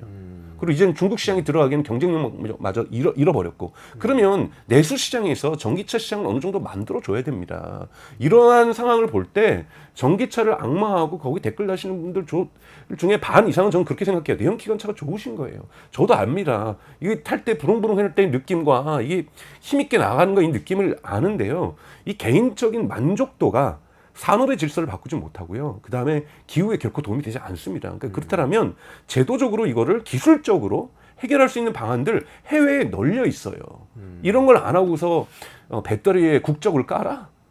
이것처럼 전 근대적인 제도가 어디 있어요? 기술의 문제는 있을 수 있지만 그 문제를 해결하기 위해서 더 노력하면 다 해결된다. 그렇죠. 네. 지금 이렇게 말씀하시는 그렇죠. 거예요. 기술에 대해서 우리가 바라봐야 될 것은 기술은 항상 문제점을 낳고 그 기술의 문제를 해결하면서 기술도 진화하고 사회도 진화한다라는 뭐 거예요. 화재 예방 같은 것도 그 중에 하나일 그렇죠. 뿐 이렇게 네. 보시는 거죠. 네네. 근데 예를 들어서 전 이런 정서도 좀 있는 것 같아요. 아파트 주차장에 지금 전기차 충전기가 들어오기 시작했잖아요. 이미 서울 네. 같은 경우 신축 아파트 더 그렇고 그걸 보면서 내연기관차 모시는 분들은 조금 불편하셨을 수도 있어요. 전기차는 아무래도 조금 더 비싸고 아무래도 이렇게 조금 더 잘 나가는 사람들이 타는 차 같고 근데 자리를 또 차지하고 거기는 충전기 있는 데는 또 전기차 아니면은 될 수가 없고 이런 네. 불편함이 여러 가지 있었던 것 같은 그런 갈등이 있는 그러니까 거죠. 과도기적 갈등과 감정은 이해해요. 근데 여러분들이 다음 차를 사실 땐 전기차로 가셔야 되는 거예요. 그래서 그러니까 전기차의 가격도 지금 계속해서 하락하고 있는 거잖아요. 그리고 여기서 국가 보조금의 역할도 중요한 거고 그래서 흔히 말하는 프라이스 파리티, 그러니까 프라이스를 가격의 내연기관과 전기차의 가격을 결코 차별되지 않게 하는 건 최종 가격에 있어 이러한 정책을 산업 정책을 만들어줘야 되는 거고 요즘 그래서 지금 저가형 전기차를 지금 기아자동차가 만들면서 국내에 먼저 안 풀고 모델은 공개했지만 해외에 먼저 공급하고 있잖아요. 그거는 먼저 여기 왜 시장이 안 되니까 공급을 안 하는 거예요. 이런 반감들이 있으니까. 이러한 EV3라든지 EV4라든지 그러니까 이러한 저렴한 버전들, 캐스퍼의 버전들 물론 이제 캐스퍼는 또 중국 거 배터리 쓰려다가 좀 난리가 났는데 그러니까 이러한 부분들이 확산될 수 있도록 만들어줘야 되는 거고 그리고 아파트 단지에는 충전소 안전하게 할 수 있는 방법은 수도 없이 있습니다. 수도 없이. 이런 건 고민 안 하고 이걸 감정적으로 대응하거나 또는 나는 내연기관차 타는데 위압감을 느낀다? 그렇지 않죠. 내연기관으로 BMW하고 저거 뭐 디젤차 타시고 벤츠 디젤차 타시는 분들이 얼마나 많아요. 오히려 그러니까 정부가 또 서울시도 이번에 또 규제 정책 내놨던데 그런 규제 정책을 할 게 아니고 안전 기술에 적극적으로 투자하고 보조금도 더 줘서 많은 분들이 또 경험을 하게 해주고 그래야 된다. 지금 그렇죠. 이런 말씀. 그래서 전기차를 더 싸게 해줘야 되는 그래야 거고. 글로벌 스탠다드에 우리도 따라갈 수가 있다. 네, 글로벌 스탠드에 우리가 따라갈 수 있고 우리 한국 산업을 더 키울 수가 있습니다. 알겠습니다. 근데 네. 그 와중에 지금 일론 머스크 얘기를 좀 네. 들어갔으면 좋겠는데요. 일론 머스크가 테슬라 전기차로 이게 세계에서 가장 잘 나가는 기업의 CEO잖아요. 그런데 지금 미국 대선 후보 도널드 트럼프하고 같이 콜라보를 하는 모습을 보여서 네. 굉장한 또 논란이 되고 있는데 또 트럼프는 지구온난화를 부정하는 사람이고 전기차는 아까도 말씀하셨지만 환경, 기후 위기를 막기 위해서 사실은 많은 분들이 타고 있는데 이게 지금 어떻게 된 겁니까? 그러니까 해석이 필요합니다. 네네네, 해석이 필요한데 우선은 이제 좀 결론적부터 얘기를 하면 저는 그 토론을 봤는데 결론적으로 보면 두 명의 나르시시스트가 그냥 두 명 다 늙었다는 느낌이 전 이런 표현 쓰면 좀 안 좋은데 그냥 이렇게 뭐 연세가 드셨다. 근데 옛날 사람이다. 근데 느낌이 그러니까 막 새로운 건 이번에 사실 전혀 없었어요. 그냥 뻔한 이야기들을 뻔하게 특히 일론 머스크가 이러한 뭐 이 인터뷰를 갖다 잘 진행하는 사람들도 아니고 일론 머스크가 제일 많이 했던 단어가 이거예요. 예. 이런 단어만 계속 남발하면서 그냥 인터뷰로 그냥 트럼프에게 말할 기회를 확 풀어줬는데 트럼프도 새로운 얘기는 전혀 안 했다. 물론 이제 환경과 관련돼서 재미난 얘기가 있긴 했었지만 그렇게 하고 이제 우선은 또 이 일론 머스크의 역사를 볼 필요가 있어요. 일론 머스크 같은 경우는 오바마 정부를 지지했었고 첫 2016년 트럼프하고 힐러리 클린턴이 투표했을 때 힐러리 클린턴에게 투표를 했었고 그리고 지난 대선에서는 바이든에게 투표했던 사람이에요. 계속 민주당 지지했나요? 민주당 지지했었죠. 왜냐하면 민주당이 특히 오바마 정부한테 혜택을 많이 받았거든요. 그러니까 테슬라가 위기에 처했을 때 정부적인 지원도 많이 해줬고 특히 오바마 정부가 전기차로의 전환을 처음으로 끄집어냈던 정부이기 때문에 대단히 민주당 친화적인 정부였던 그러니까 입장을 가지고 있었습니다. 그때는 이제 일론 머스크가 죽느냐 사느냐 그리고 또 민주당에서 스페이스X의 이거를 뽑아내느냐 안 뽑아내느냐 뭐 이런 것들도 중요하고 민주당 정부에 친화적이었다는 거고 그리고 트럼프 정기의 1차 트럼프 집권기에 일론 머스크가 이제 흔히 말하는 경제 자문 고문으로 백악관에 비정기적으로 들어가죠. 근데 그때 언제 그것을 그만두냐면 트럼프가 파리 협정에서 탈퇴할 때 파리 기후 협정이라고 해서 우리의 지구의 온도를 뭐 2.5도 이상 올리지 않는 것을 정부가 의무화하는 협정이 있습니다. 여기에 트럼프가 탈퇴를 합니다. 이때 일론 머스크가 화가 나서 나 그럼 더 이상 당신하고 같이 일하지 않겠다 해서 백악관 고문직을 사퇴를 하게 되죠. 자, 이랬던 트럼프가 왜 갑자기 이랬던 일론 머스크가 왜 트럼프를 지지하고 있는가라고 볼 때는 두 가지 입장에서 이 일론 머스크의 변화를 볼 수가 있습니다. 첫 번째는 우선은 돈을 너무 많이 벌었어요.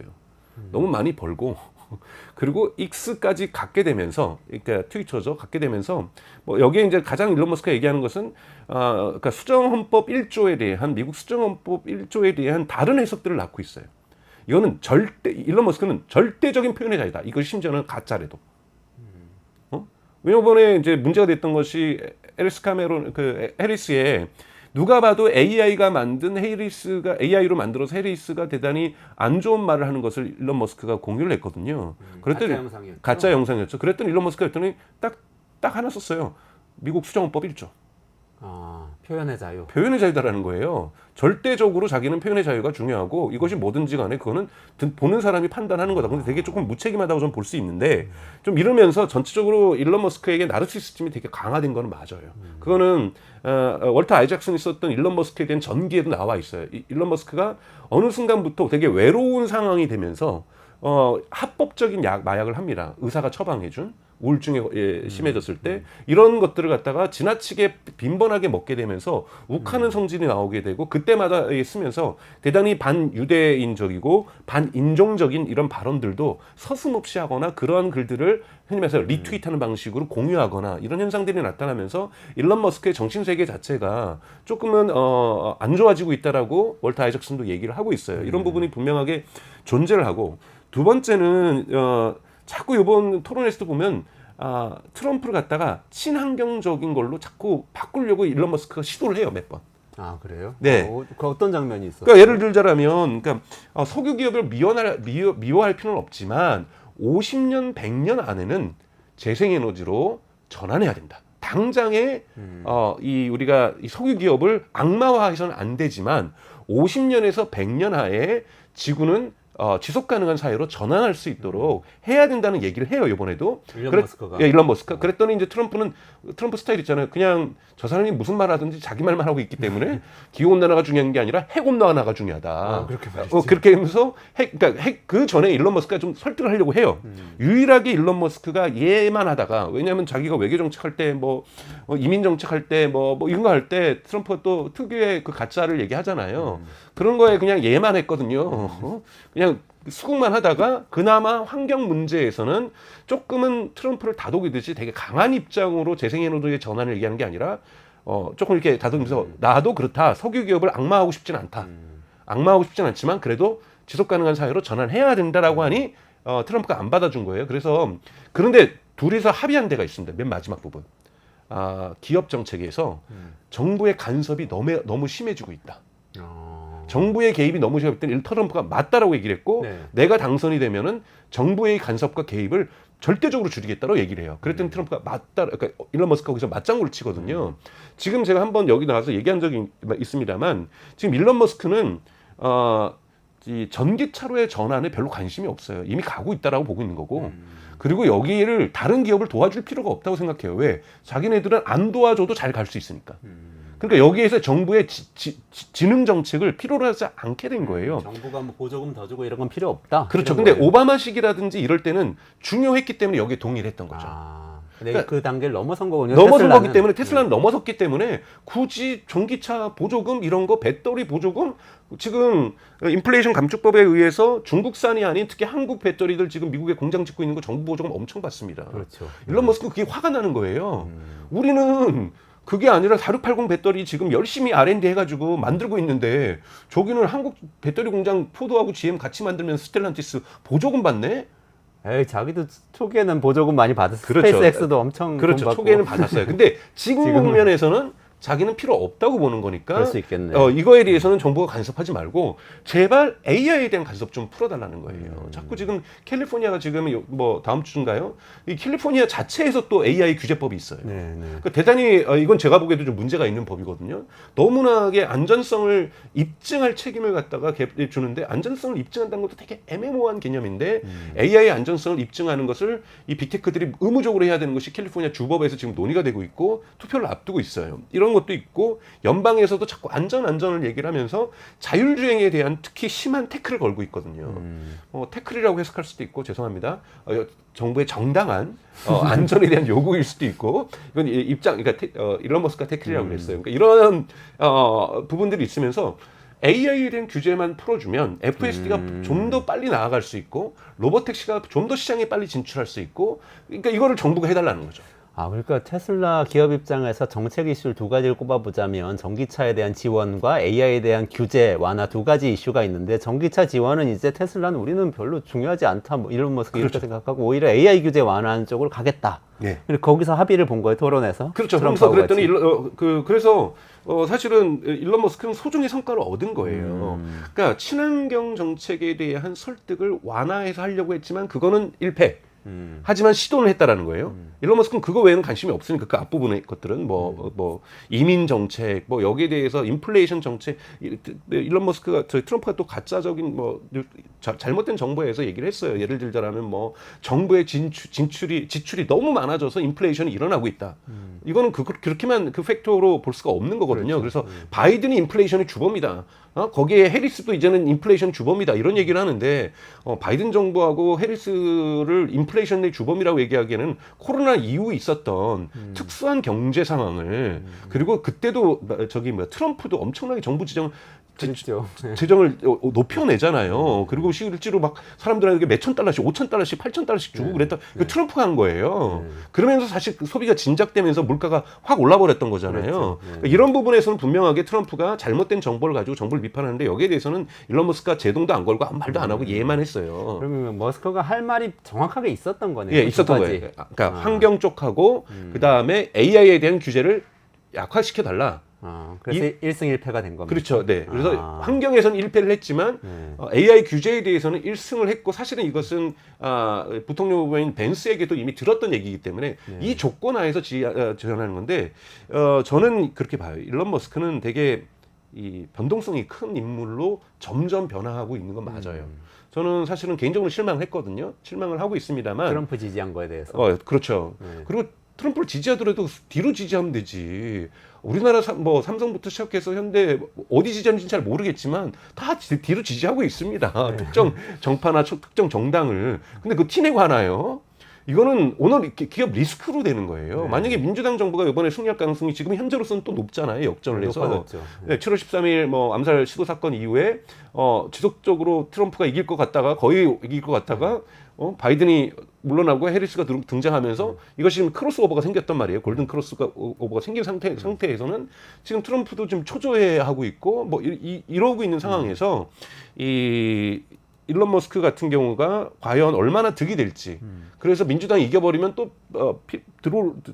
손해로 올 수 있는데 일론 머스크 입장에서는 저는 트럼프 지지가 나쁜 편은 아니었다고 본인은 생각할 거예요. 왜요? 어차피 민주당이 이겨도 AI에 대한 규제는 계속할 거고 내가 트럼프 지지해준다고 해서 쟤네가 나를 더 규제할 건 아니고 똑같이 규제할 거니 지금 AI 규제에 대해서 가장 큰 불만을 가지고 있는 것은 사실은 일론 머스크뿐만이 아니라 구글도 가지고 있고 메타도 가지고 있고 아마존도 가지고 있고 마이크로소프트도 가지고 있고 오픈AI도 다 가지고 있거든요. 근데 그 중에서도 일론 머스크는 더 가지고 있죠. 왜냐하면 이런 LLM만 있는 것이 아니라 이 FSD하고 로보택시는 특히 FSD는 테슬라의 사원을 건 지금 FSD는 어떤 규제 이슈가 있어요? FSD가 지금은 슈퍼바이즈드 감독하에서만 할 수 있는 거는 문제가 없어요. 그럼 이제 지금 테슬라 입장은 13부터는 감독이라는 게 핸들에 손대고 있는 아니 건가요? 핸들을 계속 보고 있어야 돼요. 보고 있는 거? 주시하고 네, 있어야 돼요. 네. 주시의 의무가 있습니다. 네. 그래서 사고가 났을 경우에 주시하지 않아서 사고가 났을 경우에는 운전자 책임이에요. 그리고 이제 그 FSD 이제 버전 13에서는 언슈퍼바이즈가 나올 거라고 이제 일론 머스크는 얘기를 하고 있는데 언슈퍼바이즈는 뭐냐면 비감독하에 그래서 그 딴짓 하고 있어도 되는 거죠. 운전하면서 스마트폰 보셔도 되고 창밖 보셔도 되고 옆에 화면 보셔도 되고 넷플릭스 보셔도 되고 이런 상황까지 하는 것이 이제 FSD 버전 13인데 이거는 정부의 허가가 필요합니다. 왜냐하면 안전도에 문제가 될 수 있는 거잖아요. 이 기술에 대한 도로교통안전국의 허가가 필요하고요. 그리고 여기에 또 하나는 이때부터 사고 나면은 테슬라가 책임져야 돼요. 테슬라도 어느 정도 책임을 지고 들어가는 거거든요. 그래서 보험회사를 지금 미국하고 중국에다 만들어 놓은 거거든요. 자동차 보험회사를 돈을 벌기 위해서도 만들어 놨지만 FSD 시대를 준비하기 위해서 자동차 보험회사도 직접 운영을 하고 있는 것도 이런 부분을 준비하고 있는 거죠. 그래서 미국 고속도로 교통안전국의 판단이 대단히 중요합니다. 그리고 그거 위에 있는 미국의 뭐 나머지 법무부라든지 상무부라든지 교통부라든지 이런 데에 종합적인 연방 정부의 판단이 매우 중요하거든요. 그렇기 때문에 여기에 있어서는 FSD의 생명이 그러니까 이 사업의 명운이 연방 정부의 허가권에 있기 때문에 트럼프 같은 경우는 여기다 베팅을 한 거죠. 그러면 저기 머스크는 트럼프에 베팅을 한 거죠. 트럼프가 집권을 하게 된다면 그 자율주행 관련된 그 주시해야 하는 의무를 없애주는 규제 완화를 해줄 것이라고 기대를 하면서 지지를 했을 것이다. 이렇게 저는 그 딜은 했을 거라고 봐요. 그 딜을 안 하고서는 이렇게 돈까지 써가면서 공개적으로 해줄 이유는 별로 없거든요.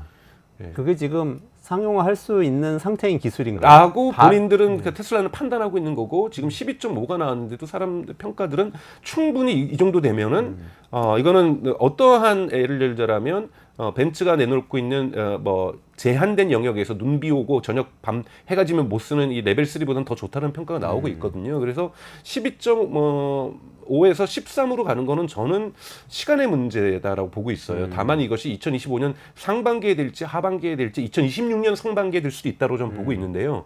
이 부분이 이제 테슬라의 주가가 폭발적으로 성장하는 시기라고 볼 수 있는 거고 이것이 허가받게 되면은 로봇택시로 가는 거는 또 두 번째 문제. 이거는 연방 정부의 문제가 아니라 주정부라든지 시정부의 문제거든요. 왜냐하면 로봇택시로 들어왔을 때 그 시에 있는 택시 운전사들이 일자리를 이룰 수가 있기 때문에.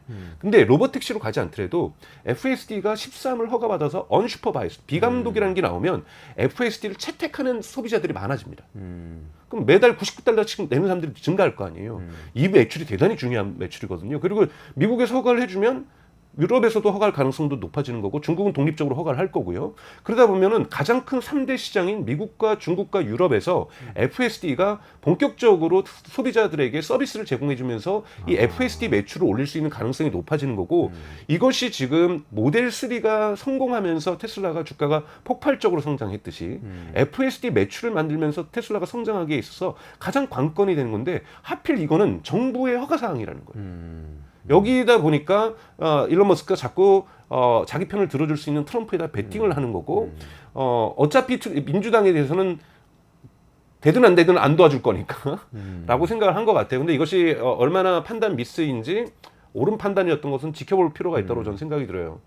근데 지금 정리를 해보자면 이런 거네요. 이렇게 일반적으로는 아니 저 CEO가 저렇게 특정 정신을 지지하고 하니까 이건 정말 CEO 리스크다 이렇게 생각을 하지만 어떤 면에서 지금 말씀하신 그대로 강 박사님은 그 행동을 좋아하진 않는다고 하셨지만 생각해보면 트럼프가 되면은 규제 완화로 인해서 FSD 버전 13을 빨리 허가를 받고 거기 선점하면서 자율주행차를 전 세계적으로 쫙 리드해 나갈 수 있어라는 기회가 있는 거죠. 있고 리스크는 민주당이 만약에 된다고 그러면 지금보다 더 나빠질 건 없다. 그렇지 그렇게 본 거죠. 그러면 기회가 더 크다. 이렇게 결론을 내릴 수도 하고 있는 나고 또 거잖아. 이제 또 하필이면 시점이 바이든이 계속 있고 해리스가 나오기 전인 7월 13일 이 암살 시도에 의해서 이 귀에 총알을 맞을 때 그때 공개 지지를 했잖아요. 그렇죠. 그러니까 그거는 뭐냐면 당선 가능성이 매우 높다고 보는 상황 속에서 나온 거고 그리고 요번에 이제 X에서 뭐 그러니까 트위터에서 뭐 이러한 2시간 토론을 한 거가 너무 대단한 배려가 서로 상호의 이익에 맞았던 거죠. X의 트래픽을 좀 더 가져오고 싶었던 거고 트럼프 지지자들이 X를 좀 더 많이 사용해지길 원했던 거죠. 왜냐하면 여러분도 아시는 것처럼 트럼프는 X에서 강제 탈퇴를 당한 이후에 2021년 의회 난동 사건 이후죠. 그 이후에 사실 2022년에 이제 스루스 뭐 소셜 미디어라고 자기만의 소셜 미디어를 만들었죠. 소셜. 예, 그러다 보니 거기에 있는 사람들 그거 잘 안 되고 있거든요. 그러니까 이러한 그쪽에 있는 사람들이 다시 X로 와주기를 일론 머스크는 원했던 그냥 X 플랫폼으로 보면 서로가 이해관계가 좀 맞아 떨어졌다고 좀 볼 수 있는데 130만 명 정도가 최대로 봤다고 얘기를 하는데 여러분 너무 크게 이건 보실 필요가 없어요. 그냥 트럼프가 나와서 인터뷰를 하니까 언론에 화제가 됐던 거지. 여러분 폭스뉴스의 하루 저녁 뉴스의 시청자들이 300만을 넘습니다. 그러니까 폭스뉴스에 동시간대 시청자들이 미국에서 300만이 넘기 때문에 한 400만 가까이 될 거예요. 350만에서 400만 왔다 갔다 하거든요. 그래서 이번에 익스닷컴에서 봤던 그 수가 130만 명이 미국에서 기록적인 수치는 아니었다. 그래서 그리고 또 하나는 과연 여기에서 중도층이 보면서 나는 카멜라 해리스하고 일론 머스크 트럼프 헷갈렸는데 도널드 트럼프 헷갈렸는데 이번에 트럼프 지지로 굳혔어라고 하는 사람이 몇 퍼센트 될까요? 그러니까 저는 영향은 없을 거다. 그러니까 대선의 결과에 큰 변화 주지 않을 거다. 트럼프를 지지하는 사람들을 중심적으로 봤고 일론 머스크를 좋아하는 사람들을 봤는데 일론 머스크를 광적으로 좋아하는 사람들 중에는 이미 공화당 지지자들이 꽤 있거든요. 그렇기 때문에 저는 이것이 선거 결과에 큰 영향을 주지 않는다. 하지만 모든 세계의 언론, 미국의 언론, 유럽의 언론, 그다음에 한국의 언론도 이런 일론 머스크가 미운 거예요. 공화당을 지지해주는. 특히 이제 진보 언론 이런 부분에서는 좀 그럴 수밖에 없기 때문에 여론이 악화될 수밖에 없는 것. 그리고 일부 캘리포니아에서 골스 민주당 지지자들은 테슬라를 사지 않으려고 한다라는 것. 그다음에 이제 유럽에서도 어떤 기업이 이제 한국에 뉴스가 크게 났어요. 그러니까 회사용 차량을 갖다가 법인 차량을 안 사겠다 열받아서 트럼프 이 사람은 민주당 지지자니까 이 독일 기업이거든요. 두스만이라고 하는 우리 식으로 하면 올리브영 같은 기업이에요. 거기 회사 차량 많지 않아요. 그래서 유통업체인데 트럭이 중요한 거지. 이러한 리무진은 중요하지 않아요. 리무진으로 배달하는 거 아니거든요. 그래서 상징적인 거죠. 상징적인 100대도 안 되는 이런 회사 차량 규모를 가지고 있으면서 그런 것이 이제 해외 언론에 타고 이것이 증폭되고 있다라는 부분에서 여기 너무 민감해할 필요는 저는 없다라고 저는 생각이 들어요. 알겠습니다. 오늘 또 아주 냉철한 분석을 해주셨네요. 본인의 어떤 사회적 의견과는 또 반대될 수도 있는데 트럼프와 머스크의 밀월이 어떻게 보면은 테슬라의 기회가 될 수 있는 요인도 있다. 이런 분석을 해주셨습니다. 강정수 박사하고 AI 시대에서 트럼프, 머스크 밀월 한번 파헤쳐봤고요. 이원재 끝내주는 경제는 매일 오전 11시에 라이브로 진행하고요. 저는 월요일에 다시 돌아오겠습니다. 주말엔 다시 보기 시청해주세요. 여기서 강정수 박사하고 같이 인사드리겠습니다. 고맙습니다. 고맙습니다.